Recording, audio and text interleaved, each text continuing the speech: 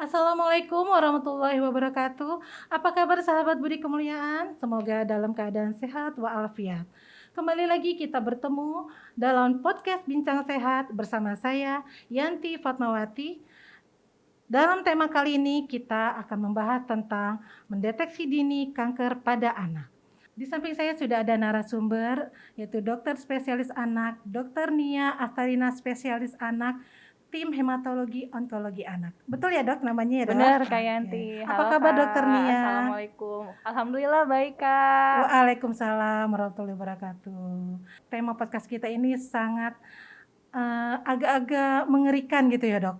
Karena kita membahas tentang masalah kanker, apalagi yang kita bahas itu kanker pada anak. Benar. Nah, yang sepengetahuan saya dok, semakin angkanya itu semakin meningkat. Nah itu diakibatkan oleh apa ya dok?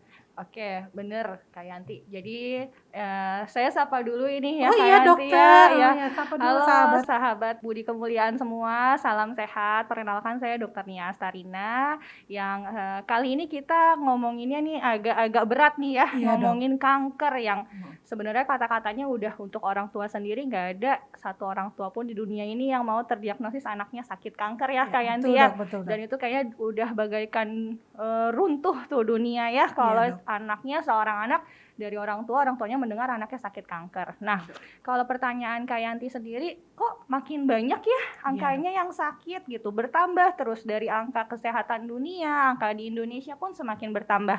Nah, kalau itu sebenarnya mungkin diperkirakan karena adanya kemajuan teknologi nih Kak Yanti, dan alhamdulillah mungkin kesadaran dari orang tua yang membawa anaknya berobat.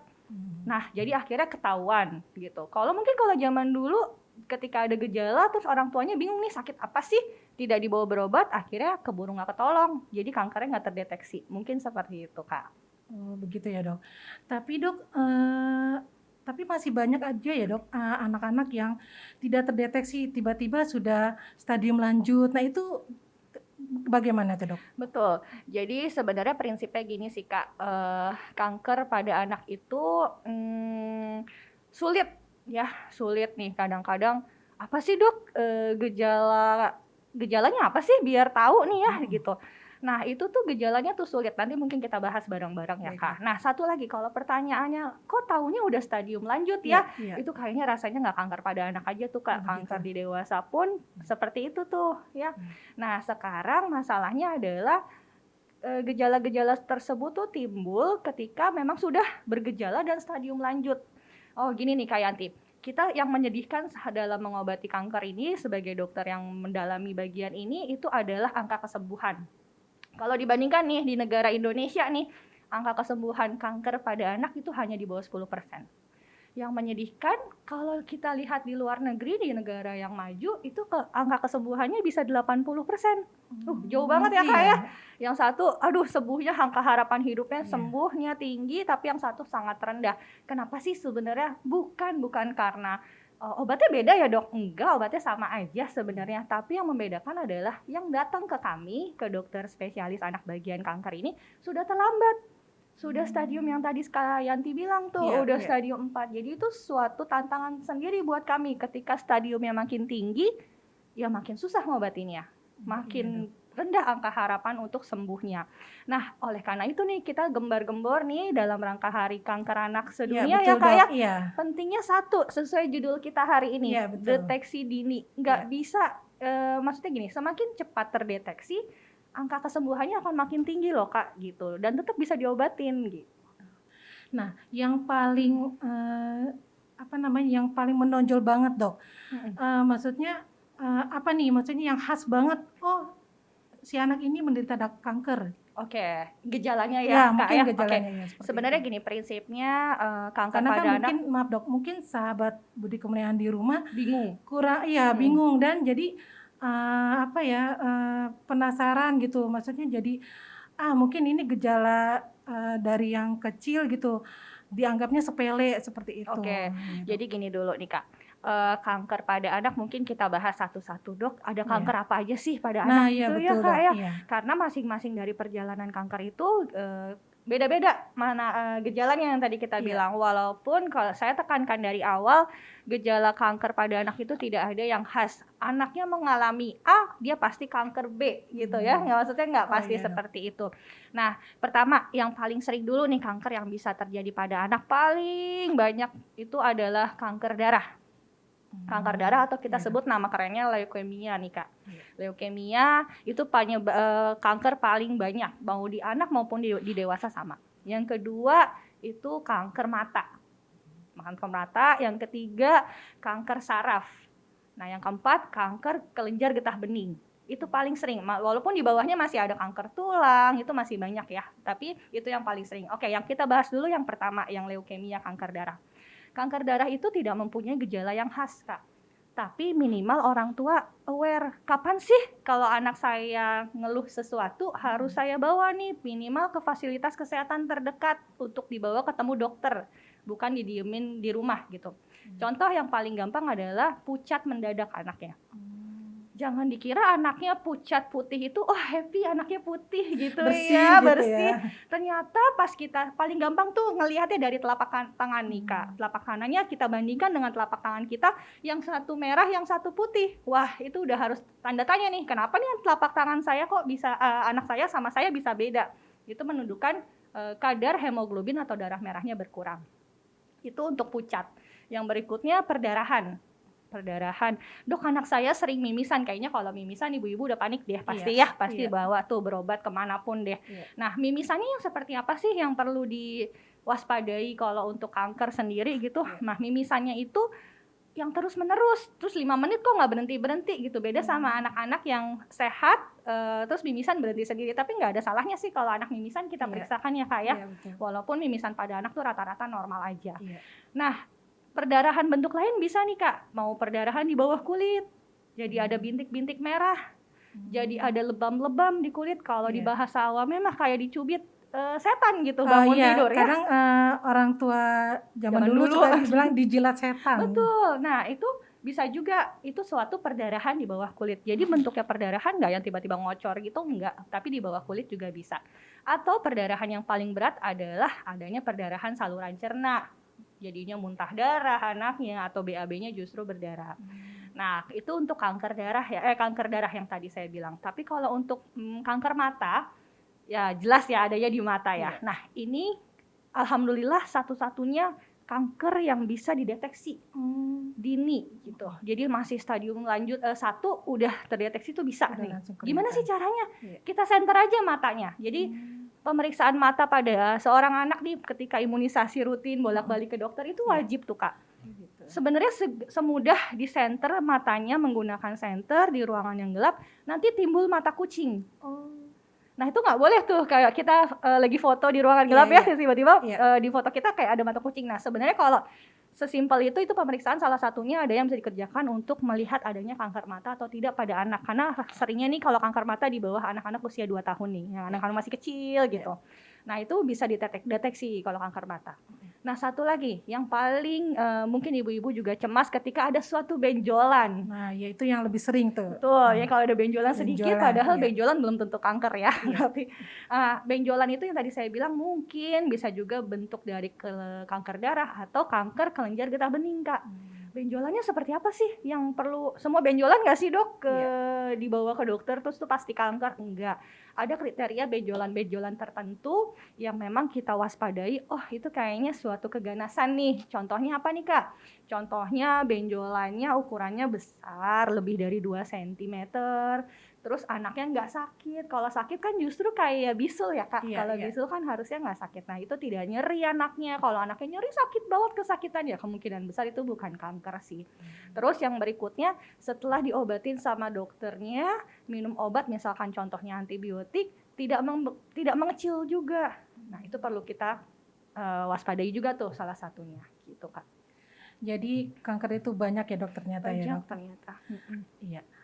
Berarti bukan bukan pada orang dewasa saja, tapi anak-anak juga hampir sama ya, maksudnya, kankernya gitu ya, maksudnya jenis-jenis kankernya. Bener, tapi ada juga sih yang berbeda ya, mungkin kayak kanker payudara itu kan nggak mungkin terjadi pada Oh anak. iya. Kadang-kadang ibu-ibu juga datang ke saya, "Dok, kebenjolan anak saya payudaranya ada benjolan."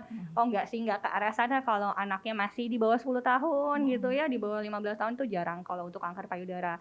Kalau kanker paru-paru juga tidak terjadi pada anak. Pada anak. Jadi ada jenis-jenis tertentu saja ya, Betul, Dok, ya. iya. Di sini sudah ada pertanyaan, Dok. Apakah anak beresiko kena kanker dari faktor keturunan, Dok? Oke. Gini Kak Yanti, jadi itu mungkin pertanyaannya gara-gara keturunan misalkan neneknya ada yang kanker gitu Iya. ya, kakeknya ada yang kanker gitu, itu nurun nggak sih gitu. Nah sebenarnya gini, kalau prinsipnya kanker pada anak, sampai detik ini belum diketahui pasti penyebabnya apa nih Kak Yanti. Tapi yang sudah para pakar sedunia ini, meyakinkannya adalah salah satunya faktor mutasi genetik. Artinya apa? Kita tidak bisa mengubah itu tuh ketika gen itu kan Iya. yang mengatur tubuh kita dari ujung kepala sampai ujung kaki kita ya. Jadi beribu-ribu gen ketika ada yang mutasi, yaitu salah satunya diperkirakan karena penyebabnya si kanker pada anak. Tapi selain itu ada juga faktor lingkungan. Lingkungan itu contohnya adalah asap rokok, asap kendaraan bermotor, terus salah satunya udah diteliti adalah tinggal di bawah sutet yang tegangan tinggi listrik itu iya. ya. Nah, itu juga lingkungan yang kurang baik tuh dengan makan makanan yang tidak sehat. Itu juga salah satu yang mempengaruhi udah terjadi mutasi gen akhirnya jadi aktif tuh si kankernya pada anak. Jadi kalau pertanyaannya seperti, "Oh, Dok, jadi itu berhubungan dengan keturunan?" Sangat mungkin terjadi. Jadi gini, kalau ada nenek kakeknya yang sakit kanker, ayah ibunya sakit kanker, apalagi saudara kandung. Nah, itu yang sakit kanker, dia bukan pasti sakit kanker, bukan. Tapi meningkatkan resiko dia untuk terkena kanker lebih tinggi dibanding yang anak-anak yang tidak punya dengan riwayat keluarga yang kanker. Tapi beberapa pasien saya ada juga, "Dok, ibu bapaknya nggak punya sakit kanker, nenek kakeknya nggak ada." Itu gimana? Iya bisa aja, itu bisa. Itu kan hanya masih teori-teori nih gitu. Tapi kalau dengan riwayat keluarga yang seperti itu akan meningkatkan resiko. Artinya kita justru lebih aware lagi nih, Iya. lebih hati-hati lagi nih dengan riwayat keluarga yang seperti itu. Apakah kalau misalkan memang, yang tadi dokter bilang bisa kemungkinan, keturunan, apa sebaiknya, misalnya kan kita udah ada nih, keturunannya, apa sebaiknya kita memeriksakan diri gitu, maksudnya anak-anak kita gitu, jadi biar jangan terlalu lebih jauh lagi gitu, Dok. Itu, bisa nggak, Dok, untuk mendeteksi awalnya, Dok? Nah, ini nih. Jadi kalau pada anak sayangnya kanker itu belum bisa dilakukan artinya screening. Artinya apa ya? Screening tuh kayak kita kalau perempuan dewasa itu kayak untuk kanker serviks ya, Nah, Kak, iya ya. iya. Nah, untuk kanker pada anak pun belum belum bisa tuh seperti itu. Jadi kadang-kadang kalau udah timbul gejala baru kita bisa periksakan. Tapi kalaupun mau mungkin ayah bunda bisa contohnya kalau anaknya sehat walafiat, alhamdulillah setahun nggak pernah periksa ke dokter, ya udah setahun itu mungkin bisa periksa darah atau diperiksakan seperti medical check up ya Kak ya, ke Iya. dokter gitu. Apalagi dengan ada histori atau riwayat keluarga nenek kakek, ayah ibunya yang memang terkena kanker gitu. Oke. Jadi kalau untuk, "Dok ini untuk jaga-jaga diperiksain deh," ya Nah, nggak iya. bisa. Oh, Nggak gitu. bisa, cuman, kita pantau aja terus, Oh, tapi iya. dalam observasi dokternya gitu. Iya. Cuman karena resikonya meningkat, kita jaga deh, minimal jaga pola hidup anak itu, Iya. lingkungannya bebas asap rokok, terus kita hindarin makanan-makanan yang tidak sehat, seperti itu, Kak. Oke, Dok, ada pertanyaan berikutnya, Dok. Iya. Ada hitam-hitam di puting anak, ini usianya 2 tahun ya, Dok. Apa perlu diperiksa atau itu normal ya, Dok? Itu hanya di puting kanan aja? Oh, oke. Agak susah nih ya, Kak, ya, pertanyaannya. Jadi, nggak kebayang saya apakah hitam-hitam itu suatu bentuk tanda lahir kah, yang perlu diperhatikan membesar nggak nih hitam-hitamnya, atau dari bayi dia segitu aja gitu. Kalau memang ayah bundanya khawatir, mungkin pada saat imunisasi kan ya umur 2 tahun bisa ditanyakan ke dokternya langsung, "Dok ini kenapa ya? Ini perlu diwaspadai nggak nih suatu apa?" Gitu, atau mungkin hanya tanda lahir saja sih kalau seperti itu. Oke.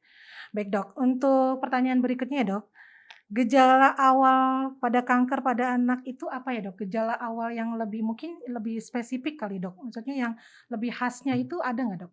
Oke. Ya tadi yang saya bilang tuh Kak sebelumnya ya, anaknya pucat mendadak, contohnya kok tadi paling gampang ngukur pucat dari telapak tangan deh, kalau nggak susah mungkin ayah bunda lewat, bawah mata bisa juga sebenarnya, Mhm. cuman kalau tidak terlatih agak susah tuh lihat dari bawah Iya. mata ya Kak ya. Atau pertama pucat, yang paling kedua adalah perdarahan, paling sering tuh deteksi dini. Mhm. Jadi kayak, "Dok, anak saya gampang mimisan banget deh, tiap hari mimisan." Ya mimisan sih ada yang normal nih, variasi normal pada anak, kadang-kadang karena pembuluh darahnya masih, tipis, jadi dia sering mimisan. Tapi nggak ada salahnya kalau memang ada keluhan diperiksakan ke dokter. Pastikan aja kalau dia nggak kenapa-napa, normal aja kan alhamdulillah ya, Kak, Iya. ya. Atau yang berikutnya adalah adanya benjolan, terus adanya memar-memar yang sering kok, ini anaknya tiap seminggu sekali bangun tidur memar-memar biru-biru. Nah, itu coba diperiksakan aja ke dokter, sesimpel dokternya mungkin bisa periksakan darah, nanti akan ketahuan. Karena paling susah itu sebenarnya kanker-kanker yang letaknya di perut nih, Kak. Kalau deteksi Mhm dini ya mhm. agak susah ya Bunda, sebelum bentuk perut anak kita berubah, terus kita ngeraba benjolan, diam-diam benjolannya udah membesar baru ketahuan. Gitu. Jadi, agak terlalu sulit ya, Dok, kalau untuk yang khasnya ya, Mhm. Dok, ya? Iya bener, Kak. Oke. Oke, Dok, ini ada pertanyaan terakhir, Dok. Apakah bayi bisa terkena kanker, Dok? Oke, gini Kak Yanti, jadi kalau kanker pada anak itu bisa terjadi pada masa bayi baru lahir sampai usia 18 tahun, karena anak-anak kan sampai 18 tahun ya. Iya. Jadi, bayi baru lahir pun bisa terkena. Kemarin saya juga baru dapat rujukan anak usia 3 hari sudah terkena suspeknya ke kanker darah. Mmm. Jadi bisa Kak jawabannya. Terima kasih Dokter Nia atas tips-tipsnya untuk sahabat sehat budi kemuliaan. Jika sahabat sehat budi kemuliaan ingin berkonsultasi dengan Dokter Nia Atarina, spesialis anak, bisa lihat jadwal di bawah ini. Baik, sebelum saya tutup, saya akan memberikan semangat untuk anak-anak yang menderita kanker, belajar, tumbuh, dan tetap tersenyum, karena itulah cara terbaik untuk menikmati dan menjalani hidup. Semua akan indah jika kita selalu bersyukur dan ikhlas menerima takdir Tuhan. Tetaplah rawat dan sayangi anakmu. Baik, sahabat sehat budi kemuliaan, nantikan podcast berikutnya dengan tema yang lebih menarik tentunya. Wabillahi taufik walhidayah. Wassalamualaikum warahmatullahi wabarakatuh.